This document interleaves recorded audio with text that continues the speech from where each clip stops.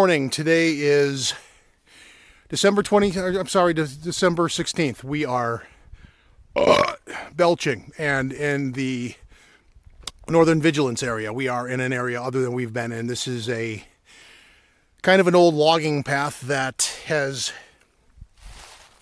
become very overgrown. But it takes us into an interesting area that's in the middle of this area. Kind of a convenient ingress nonetheless. That's our plan today. We have some things to cover from the week. And a quick update. Last week's video is not coming out because apparently the camera had some issues, and hopefully it has been corrected when I formatted the SD card in here. Otherwise, I will have to rethink my camera strategy going forward. But for today, I'm doing this video with the camera again, specifically to see if it is an issue with the camera and not the card.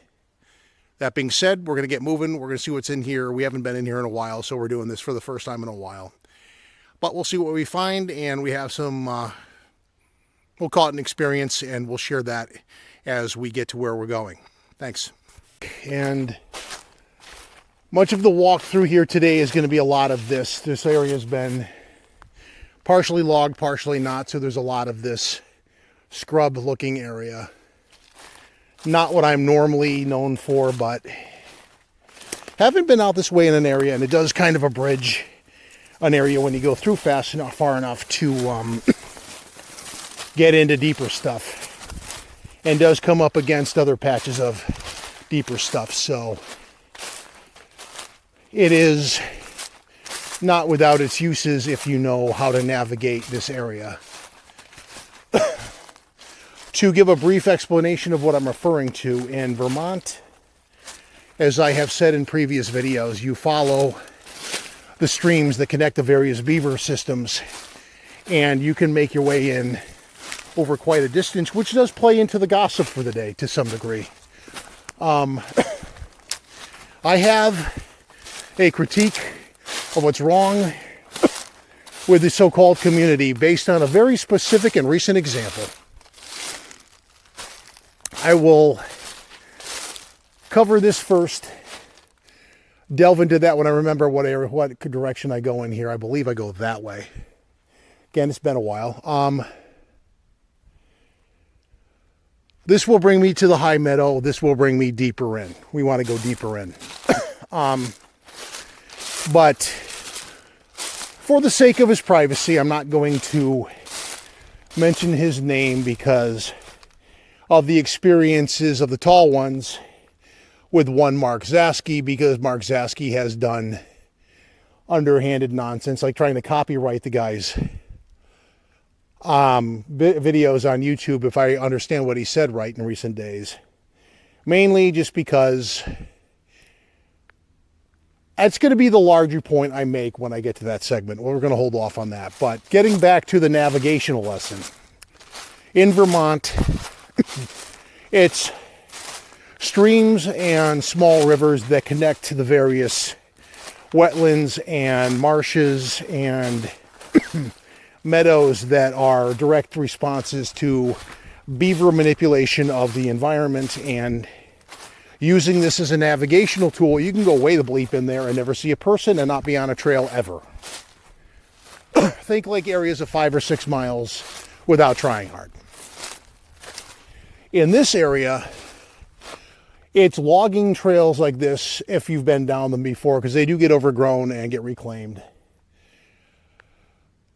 And there are certain navigational tools. If I'm on the right trail further up, there's an old tree stand that is rustier than hell, and I wouldn't trust with my life if you put a gun to my head. But you also have the Connecticut stone walls that were built by the pioneers at the time. And they are a navigational system in and of themselves. And again, same logic as with the beaver ponds and the water systems. They can take you in for over 2 or 3 miles and not try very hard. But again, this is overgrown, so I have to try to figure out where I'm going in here. I believe it goes that way, but it wouldn't be the first time I've had to do a slight correction in my assumptions. because it does get overgrown to various degrees of intensity. Leading me to believe the loggers probably had a mother of a time getting through here, because this is all rocky New England bedrock soil. To borrow from a newsletter that my deceased father used to make. I never knew if he ever published it going out there as a quick family anecdote, but it was called that. I think I'm on the right trail, though. Regardless, we're in fairly deep at this point. So that is part of the trick of this area. You move further north from the area I'm in now, and it becomes more the stone wall system. But the difference between this area and the Vermont area, and we are correct, is the fact that this one is more what I'll call disjointed. You have not one national forest. It's more a kind of confluence of 3 or 4 state forests in 2 different states, but there's not really any boundary that separates one from the other. So for all intent and purpose, it's all the same region. And in comparison with the size of the Southern Green Mountains, it's not really that much smaller. It's probably slightly smaller, but not by a lot. So it's just that the rules of entry are a little different given, again, how disjointed it is. And as you can see here, I got to pay attention to navigation because you have all this old crap the loggers left at the time, probably to drive over with vehicles, but walking over them is a pain in the butt. And sometimes it's easier just to step through and around like you see me doing somewhat. And you got to do what you got to do. So that is informational. Just making sure we're still recording. That's informational nugget number 1. The second one is kind of going back to despite the fact I have had experiences that make me believe in the existence of said creature, I do tend to be of a more skeptical mindset than many in the current nature of the community, and I offer increasingly less apology for that, given the nature of what I see some people putting out in information. Recently, I won't mention names, but I will mention group names, and people can kind of surmise what I'm talking about. I don't know if the group is still there or if I got banned from it, but there's a group that I ironically was invited into. It's one of those lovely Facebook unsolicited invites. And you have Christmas wrapping paper out here. Interesting. Some of the litter you'll find out in the Connecticut forest. Okay, so here, right here we have one of those navigational examples where I may be turning around, or if this just got overgrown again. Because you do have a couple of dead ends in here, but I'm going to look and see. This trail is always a fascinating little, pardon my French, but clusterfuck of little side trails too. And it's not easy to mistake one for the main trail, as I might well be doing right now. Because I think, if I remember, if memory serves, and that doesn't look like it's going to be a trail, because normally trees like that wouldn't grow in so fast. So I need to go back over these logs. I suspect it cuts up that way, now that I remember my last trip here. So we will attempt that.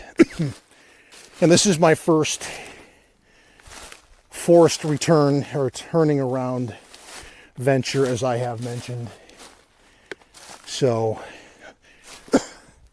minor blunder number 1. Shit.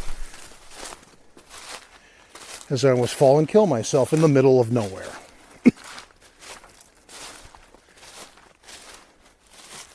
So, the name of the group in question is Tree Peekers, and I did get curious before I engaged with this person more than I wanted to, and I noticed his group wasn't that big. It had about 94 members. Maybe just because it's a new group, but it seems like this is one woo enthusiast's attempt at his own personal echo chamber. A term you'll hear me use often, mainly just because many people don't like opposing opinions. Which, I don't think I put that video up yet, but it's a matter that, like political discourse in the U.S., maybe Canada, you have so much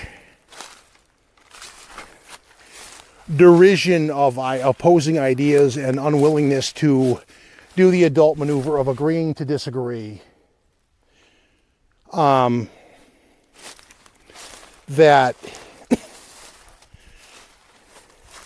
some people just have no tolerance for opposing opinions, which is kind of pathetic. And I don't really see any reason to sugarcoat my thought about that. They're a bunch of thin-skinned little pussies. And if that offends your sensibilities as far as vernacular, I'll apologize for that. But that is about it. Okay, I think the trail, when you get back to this like undergrowthy shit here, it either goes that way or I need to rethink where this trail goes, because I always knew there was going to come a point where it got so overgrown that it really isn't going to be a trail anymore. And we might be there, but we're still going to take the chance that this thing is navigable as I slowly... So it either goes that way goes to the high meadow, I know that much. But there's a section that maybe goes through here that keeps going that way, which is where I want to go, if I can do it without being turned around. As opposed to getting lost, because I actually been in here enough. Fatal last words, I know, but there is enough of a trail that I came in on that I can simply say F it and backtrack my way. But that was clearly a dead end. This is a pricker patch. The reason why I'm questioning my location, though, is I have not seen that tree stand yet. And that is an indicator I may not be where I think I am, which on this particular trail is not hard to do, for reasons I've already highlighted. Anyway, back to Tree Peakers. Not going to mention the guy's name, but I always get interested in what makes a mind like that work when they do a lot of the typical classic woo embracing trope. And in this guy's case, we're talking about, if this is another fucking, I may have to rethink this.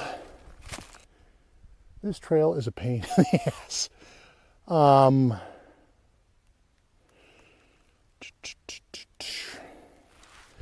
Let me finish my point and then I'll figure out where the hell I am.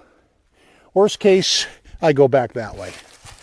I want to keep going, but this has like gotten so overgrown. I'm not sure. I need to poke around and gain my bearings. I need something more specific than a compass for this too. I have the drone with me. I could put that up and get some bearings that way. Because I think where I'm trying to go is over there, which is a pretty spot, although it looks a little bit logged. Anyway, Tree Peakers. The guy, it all began when he posted a picture, a classical tree structure arch. I'm like, why do they do this? I'm like, well, largely they probably don't. And I thought that was that, but I, within a day or two, got a response of, well, okay, smart guy, then what do they do? And I asked an innocent enough question. Why do you assume the least likely possibility when it's very easily something as simple as gravity or human manipulation? And that was immediately dismissed as gravity couldn't do this because I said so, and well, no one ever goes back here. It's too far out. And like, okay, so I started to try to break this down into hard numbers. A mile, 2 miles, 4 miles, 20 miles, what? What state? He's in California. So if he's in the Northwest, it is conceivable you have woods that big enough. You can go in a ways.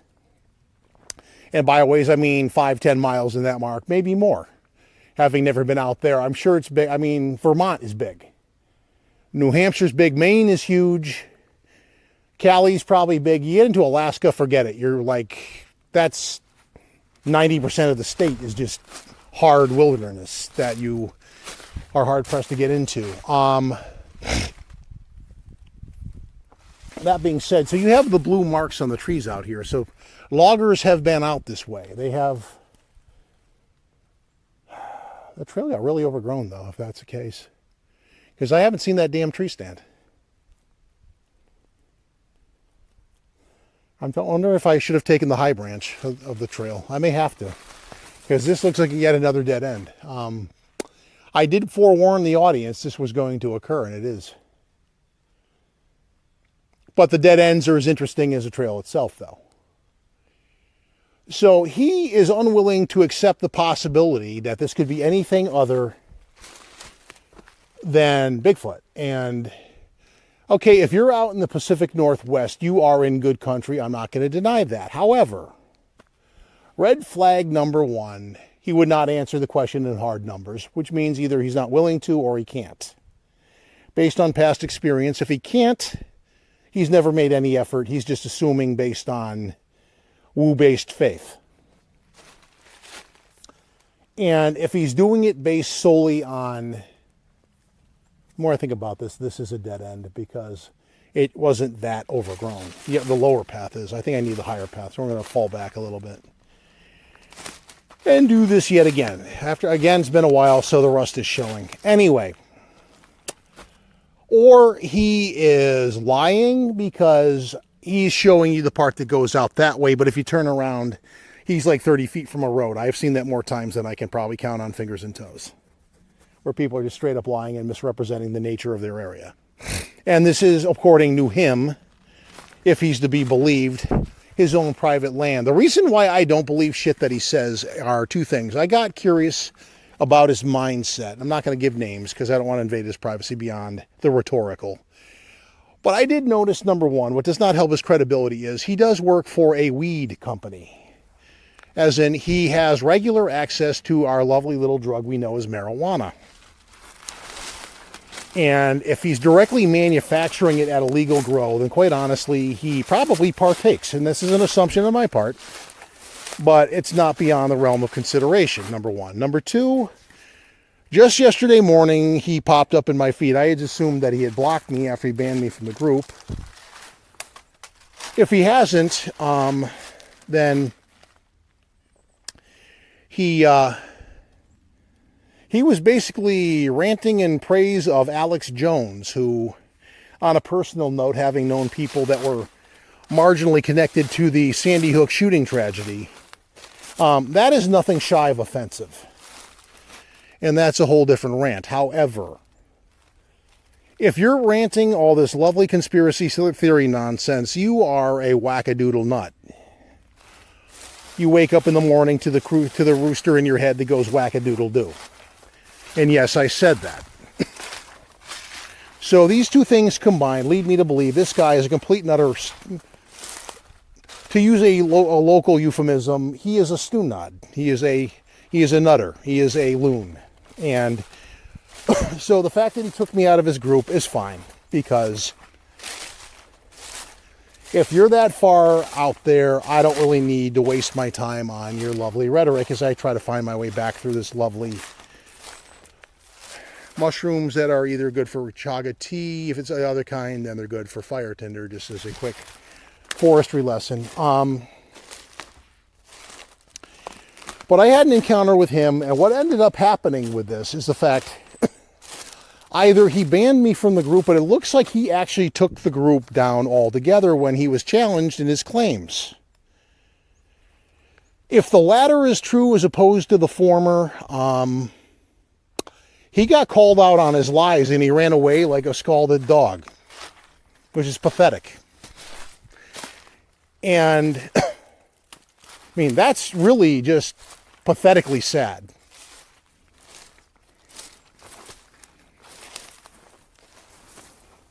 And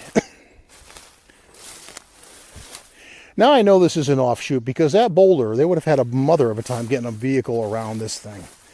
If they didn't, in fact, dig it up, and they didn't. So I think we need to take the high road.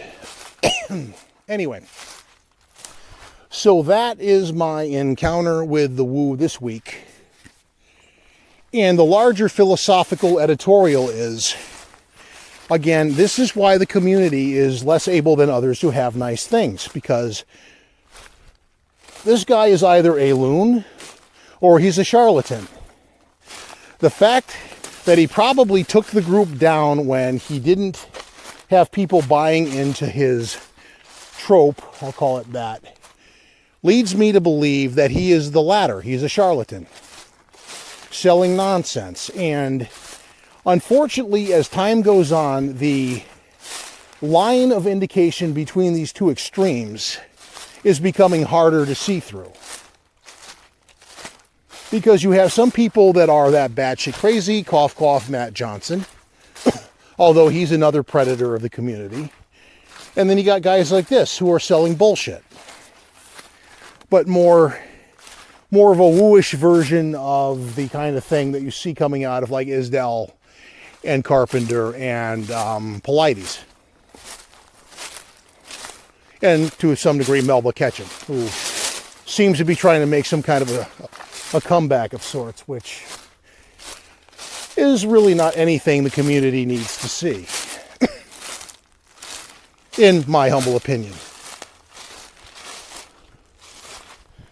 So on a more directly fieldwork related, this time of year, but not this year, coming down from that area over there, I have experienced wood knocks, and again, I am skeptical of wood knocks for the record, but I have encountered wood knocks in here on a day when I knew I'm it, because there's one trailhead, and you either came in here or you trekked from that direction over there through Massachusetts, probably a good 5 miles.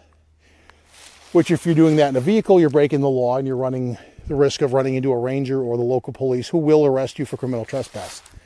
So don't do that. Although I have stupidly seen people do it. And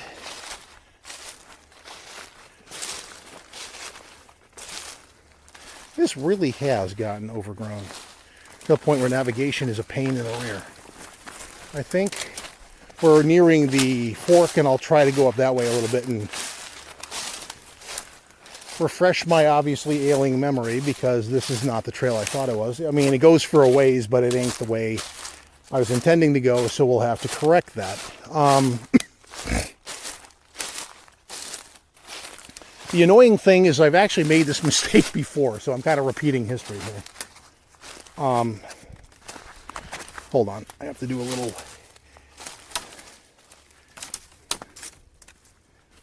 You know, you're dead anyway, move.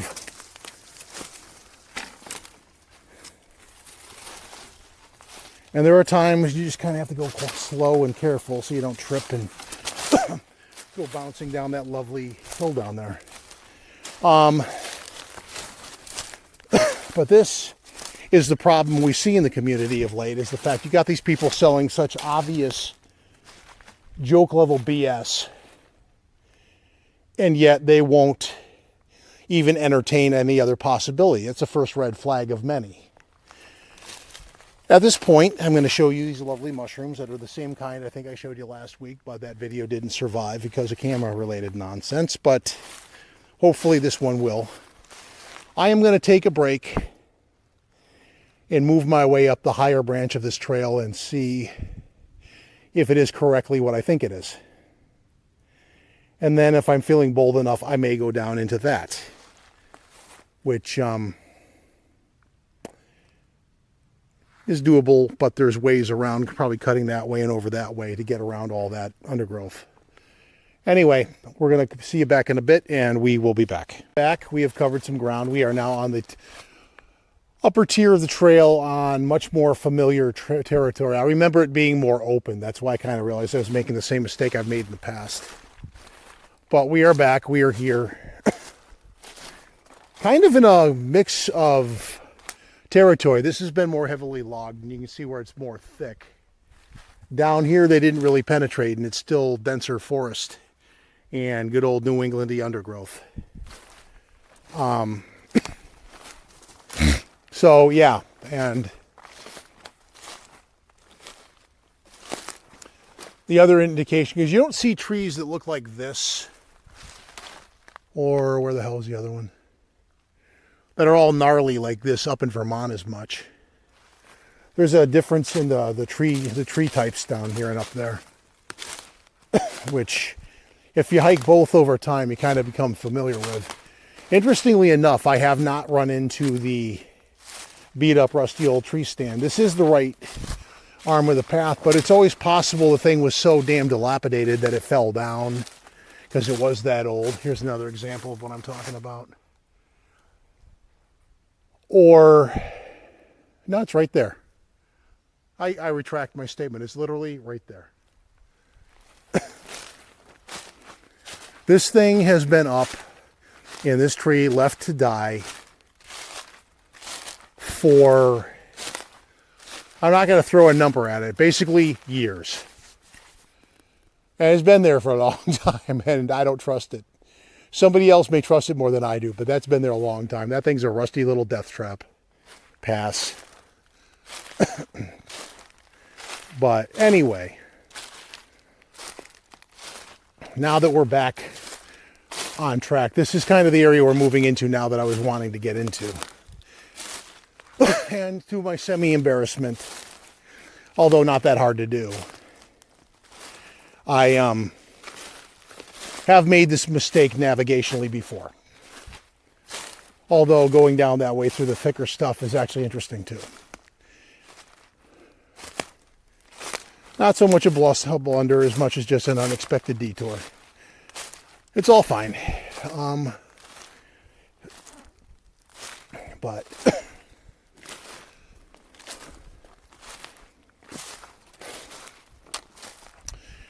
I had thought I might be out here alone, and harking back to my comment about navigation, the stone wall right there, as you get deeper in here, there's not a huge network of them, but there's enough to kind of make the point. You follow it that way. And then there's another one that cuts over that way based on memory. And I want to say there's another one if you go down, there's like a little valley over there in a ridge. And if you get beyond the ridge and go a little bit further, there's another one running this way, and you can take that further north over the hill. We're in Connecticut. I'm not going to call it a mountain because that'd be kind of an over-exaggeration. We are in the Berkshire's foothills. They're sort of like mountainets. Another one of those weird-looking trees, but to those who are more into the botany end of forestry, if you know there's a term for the kind of trees in this region versus others, by all means, jump into the comments and share your forestry-related knowledge, because I'm trying to throw that. Since I had mentioned I'm doing a class on the subject, I'm learning to apply some of that knowledge base to what I do out here. And I like the class just as a completely off-topic comment because they touch upon areas from around the country. They don't just concentrate on like the Northeast, although they do cite things out of New Hampshire, Maine, and Vermont. Connecticut might have actually gotten a reference too, but they also talk about stuff out in Oregon and in the Rockies in different places where I'm sure you have completely different forest, the makeup of the forest as far as tree types and bugs and that kind of thing. And it's unfortunate because I was watching a thing on YouTube last night, again, completely off topic. It's a shame that the Aussie was so dry and sciencey about it, but it's basically on a species of flies I've never heard of before. They basically parasitize spiders and lay their eggs in them and turn them into their little zombie slaves. I know that there are wasps that do that. Basically, they lay their eggs in your stomach like bad sci-fi horror and then eat the host alive. Luckily, there are no insects that knowingly do this to humans to that level, although bot flies are a nightmarish close second. That, to my knowledge, thankfully, are probably not native to our region, and I would happily pay to keep it that way. They are a nightmarish little bitch. If you ever seen that on cable, yikes, they are the stuff of nightmares. They basically lay eggs they lay eggs on mosquitoes, and the mosquitoes bite you, and then basically the larvae from the fly get into you and burrow into your skin, and burrow and become bigger maggots. They don't kill you, but you know they're there, and it's really nasty, and you got like fucking worms in you. Ew. Would sum that up. Anyway.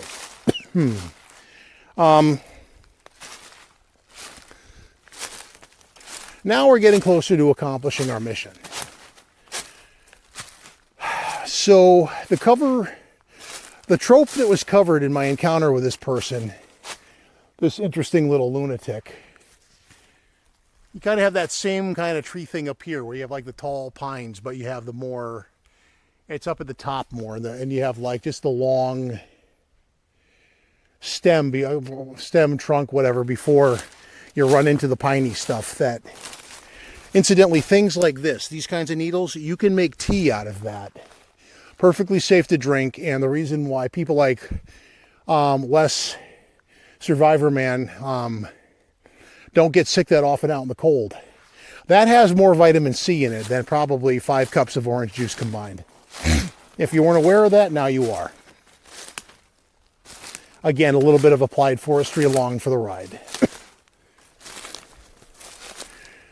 The one thing that the loggers missed in here, yet another example, are the good old-fashioned Connecticut thorn bushes, which are all this stuff right there.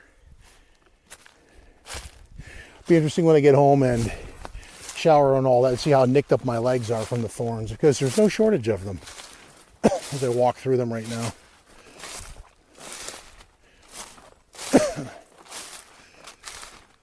But this is more or less where the upper tier of the trail ends, or sort of ends, and kind of pops. So there's like a little bit of like logged pods in here, but then you're into this, like it's thinner over here, and you get into the taller pine stuff over here. Kind of like runs along that ridge line that goes over this way. Got like the bouldery stuff, but then the nature of the trees, thinner over there, but then over here it gets into the thicker stuff. And if you're curious, relatively speaking, where I am, the Bay State of Massachusetts, if I were to walk about 800 feet that way, there's no marker, but that's where the border is. So when I say this straddles 2 states, there's a whole naked border that's just basically this stuff. And we're not far from that right now. Or if there is a marker, they do have these like marble slabs they put out here at some point in the earlier years of this century where they marked the border. I don't think you have one in this stretch though. Got a little kiddie seat there somebody made. You gotta wonder if when the loggers were out here they were sitting on things like that, just eating their lunch and stuff. Making use of their handiwork. Anyway, so when I'm talking about an arch that this guy got all bent out of shape, this right here would be considered an arch. Now, if you were to make an argument Bigfoot did that, I'm going to direct your attention to this. You notice the multitude of stumps and clearly sawed down trees and all that. And the cause for all of that, logging. People, humans. For all the hiking I do, and I put out a video pretty much every week, and have for a long time, I have yet to see big feet out here with fucking chainsaws that are doing that. So, again, I'll look today again, just out of morbid curiosity. In fact, I actually have my phone that we're able to get a signal out here. To some degree, not a huge one. I got 2 bars. And if you go to Facebook right now, I did take some pictures of this and I did post them already. I'll probably take some of this because it's pretty scenic. But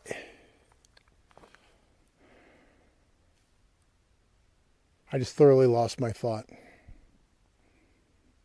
Oh yeah, I was going to take a look again and see if somehow his site was still there, or because he has a Facebook group and he's a Facebook page. The page, as far as I know, is still there, but the minute he got like some opposing opinions on his group, the group was gone, as far as I can tell. Because even if you get banned from the group by a grumpy little mod that doesn't like your attitude, you can still see the group. You just can't join it, and you can't comment and interact with it, but you can still, if it's a public group, and apparently his was, you can see it or find it, and the fact is one of 2 things. That also raises the possibility he might have taken it private, because Lord knows you can't operate an echo chamber with people having dissenting opinions to your nonsense. But, you know, it is what it is. And if you're full of shit, I'm sorry, you're full of shit. And when you have a guy who quotes Alex Jones, who works at a weed company, trying to say he knows all it, because the one giveaway of this thing is when they drop the insinuation, and this is a classic like Matt Johnson thing. Only I have this secret knowledge. If you want to learn about Bigfoot, you have to do it through me, which is complete bullshit. If you want to go down that rabbit hole to your own frustration, then, you know, my condolences on your belief system when it takes that hit, but he's full of shit and he ran away, so I have to believe he's a charlatan, which he is, which is sad. And I'm going to leave that on that note. I'm going to call out the keeper of the Tree Peakers as a complete bullshit artist and a freaking hoaxer. And at this point, if that offends him, I'm not naming him by names, so any attempt to make a claim of doxing or bullying or anything like that, at 3 different intervals in this video that I'm going to upload today, not make any reference to him by name. Those that want to go and look probably can figure out who I'm talking about, but I am not naming names. I'm not facilitating that. If you're curious enough to see what a loon this guy is, go and look yourself and draw your own conclusions, but he's the one who ironically, on a more petty level, picked the fight by, well, okay, smart guy, well, what is it then to you? And I answered. And after myself and a like-minded gentleman kind of asked questions, and all we were doing really was asking questions to gauge the validity of what he's saying, and he asked me straight out, why are you here? I'm like, because you invited me without asking. That's why. And I was curious to see what direction your group would go in, and now I know. And it's like basically one person posting, and it's one person posting, and that one person is the arbiter of truth for the group, and I have no use for that. So this is where I am going to probably wrap up the video today in the area that I wanted to get into, which is kind of an interesting little mix of logged and not logged around it. Kind of sort of reminiscent of some sort of like pseudo Pacific Northwest-ish looking. You have massive, if you want to go all the way down through the stuff down there, and there is a lot of like deadfall logging stuff down there to kind of step over, unless somebody came in here and cleaned it up, which I highly doubt. Massachusetts is a few hundred feet that way. I'm not really feeling that adventurous. I accomplished what I came here to do. I'm going to call this one for the books, so long as the camera was cooperative today, and we're going to call it a day, and we'll catch you next time. Like, subscribe, leave comments, suggestions, that sort of thing if you're so moved. But this one is one for the books, and we did find eventually the area we were trying to get into. It's a weird mix. It is a walk along a logging trail, so getting in here is not probably as hard as one would think. But because there's, I mean, you can see there's a trail right there, and it kind of branches off in a couple directions in here, and kind of like what's almost like an 8-point star pattern. But it does kind of end, like that one sort of ends over there around the corner, and that's about how far all these things go. But lest I yammer on about things that have nothing to do with anything else, this is probably a good time to end the video unless something else happens, like God forbid I run into a bear or a Bigfoot on the way out. So we're going to wrap it up, and until next time, thanks for watching, and we'll catch you then. Bye.